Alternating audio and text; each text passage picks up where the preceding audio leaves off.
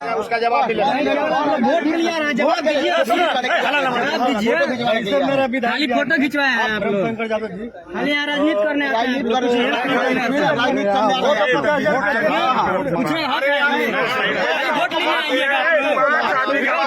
आइएगा, आप लोग केवल आप लोग वोट लेने आते हैं, कुछ नहीं करने आते हैं, काम करने नहीं आते हैं, काम करने नहीं आते हैं, केवल राजनीति करने आते हैं।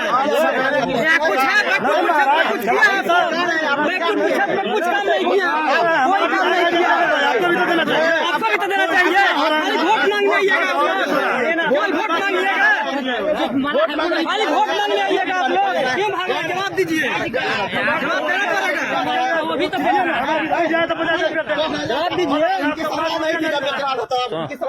आपकी भी सरकार चल रही थी ना, यही लोग आए उनका गरीब मरे हैं कितने डिस्टेंस, यानी 5 लोगों की घर कितने दूरियों पे? कुल मिलाकर के 10 किलोमीटर के आसपास में सब है। और ये जो 3 लोग हैं ना, एक आदमी अभी हॉस्पिटल में है, ये सब एक ही परिवार के, एक ही परिवार के चाचा भतीजा टाइप का परिवार, वो चले गए और एक अभी भी हॉस्पिटल में सीरियस। और बाकी लोग दिमाग नीतीश कुमार का खराब हो गया, जो विधानसभा में अनाप शराब बोलते और दिमाग इनका खराब हो गया।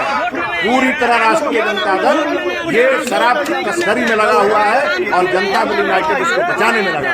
ये मेरा और गोपालगंज के कलेक्टर और गोपालगंज के एसपी इन लोगों का वादा करना चाहते हैं। गरीब की आह है, कोई बचेगा नहीं। और भारतीय जनता पार्टी कोई फोटो खिंचवाने वाली पार्टी नहीं है। कल हम लोग इन गरीबों के साथ खड़े हुए हैं, यहाँ से लेकर दिल्ली तक लड़ाई करेंगे, हाई कोर्ट से सुप्रीम कोर्ट तक लड़ाई करेंगे और उनको इंसाफ दिलाएंगे। और जो अपराधी हैं उनको पूरी तरह से सजा दिलाएंगे। इसके लिए भारतीय जनता पार्टी प्रतिबद्ध है। और एक और आरोप लगाना चाहते हैं, जेडीयू ने सर कहा है कि भाजपा साजिश रच रही है इसके बारे में। भाजपा साजिश रच रही है, भाजपा शराब बेचवा रही है क्या वहाँ?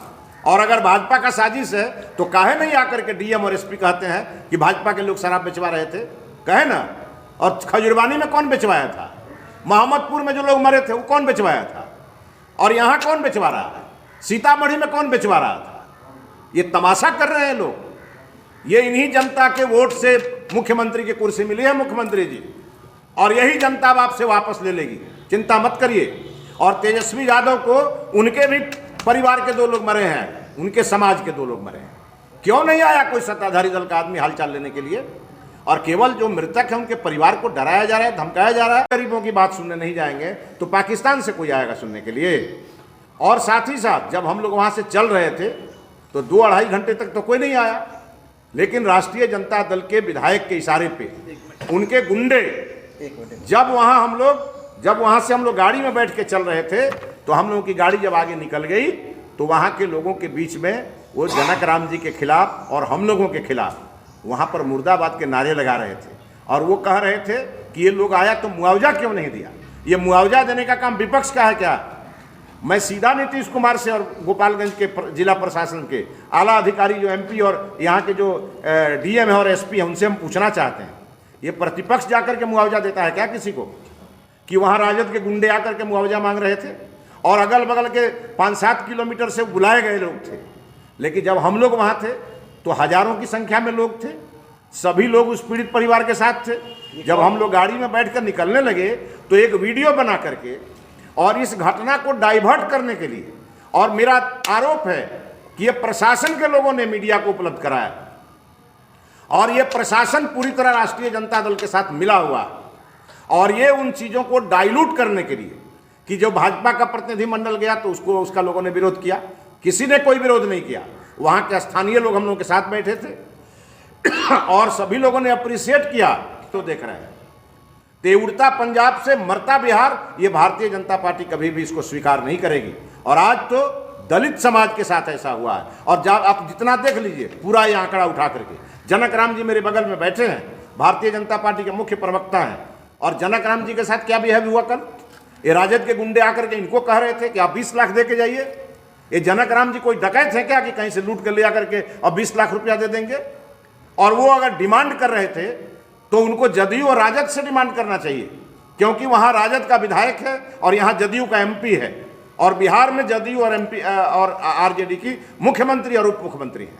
ये जनक राम जी से वहाँ पर ये डिमांड करना, इसीलिए मेरा आप सभी से आग्रह है कि आप इन सब मामलों को लेकर के और जनता का साथ दीजिए, और यहाँ के जिला प्रशासन की अगर आंख खुल जाए तो इस चीज को देखिए कि वो गरीब परिवार बिलख बिलख के क्या कह रहा है। और मैं तो डीएम और एसपी से कहना चाहूंगा, आप लोगों को खुद जाना चाहिए उस घटनास्थल पर और जाकर टिंकू राम की विधवा से बात करना चाहिए, टिंकू राम की माता से बात करना चाहिए, सिकंदर शाह के बेटे से बात करना चाहिए। तब आपको पता चलेगा कि बैकुंठपुर में हो क्या रहा है। अभी पूरी तरह लोग जो मरे हैं कितने डिस्टेंस यानी 5 लोगों की घर कितने दूरियों पे? कुल मिलाकर के 10 किलोमीटर के आसपास में सब है। और ये जो 3 लोग हैं ना, एक आदमी अभी हॉस्पिटल में है, ये सब एक ही परिवार के लोग, एक ही परिवार के चाचा भतीजा टाइप का ये परिवार है। 2 चले गए और एक अभी भी हॉस्पिटल में सीरियस है, और बाकी लोग जो है बिगड़ना प्रारंभ हुआ तो हम लोगों ने सूचनार्थ डॉक्टर के माध्यम से पुलिस प्रशासन को ये सूचनार्थ हम लोगों ने किया, लेकिन उल्टे में कानूनी कार्रवाई न करते हुए पीड़ित परिजनों को दबाव बनाया जा रहा था कि आप लोगों को बयान बदल देना चाहिए। बयान क्या देना चाहिए? तो फूड पॉइजनिंग के माध्यम से आपकी तबीयत परिवारजनों का हुआ है खराब, लेकिन परिवार वाले लोगों ने स्पष्ट शब्दों में कहा कि किसके घर में दारू बिक रहा था, किसके घरों में दारू पीने से परिवारजनों की तबीयत अस्वस्थ हुई, उसके ऊपर एफआईआर करना चाहिए, उसकी गिरफ्तारी करना चाहिए। ये न करके आनन फानन में यहाँ के पुलिस प्रशासन के लिए तो 19-20 में ही पुलिस प्रशासन को कर देना चाहिए। हम धन्यवाद दे देते हैं यहाँ के पुलिस प्रशासन को, लेकिन कल जब भारतीय जनता पार्टी के यशस्वी प्रदेश अध्यक्ष सम्राट चौधरी जी के नेतृत्व में जब शिष्टमंडल गई, परिजनों ने जो बताया उस आधार पर एफआईआर करना इनकी मजबूरी थी, इसलिए एफआईआर हुआ। अगर एफआईआर करके भी आप पोस्टमार्टम रिपोर्ट को बदलने की चांस है, रिपोर्ट गलत आप करवाने की चांस है, जब आपकी मानसिकता पहले ही झलक रही है कि जिस जहर पिला करके मारा गया उसको फूड पॉइजनिंग के नाम पर आप बदनाम करने का प्रयास करें गरीब परिवार को, तो ये गरीब परिवार के आंसू पोंछने के लिए भारतीय जनता पार्टी है। जिस तरह लड़ना पड़ेगा, जिस मुकाम तक जाना पड़ेगा, हम लोग जाएंगे और इसकी उच्च स्तरीय जांच करा करके दोषी को कार्रवाई करने के लिए आपको बाध्य किया जाएगा।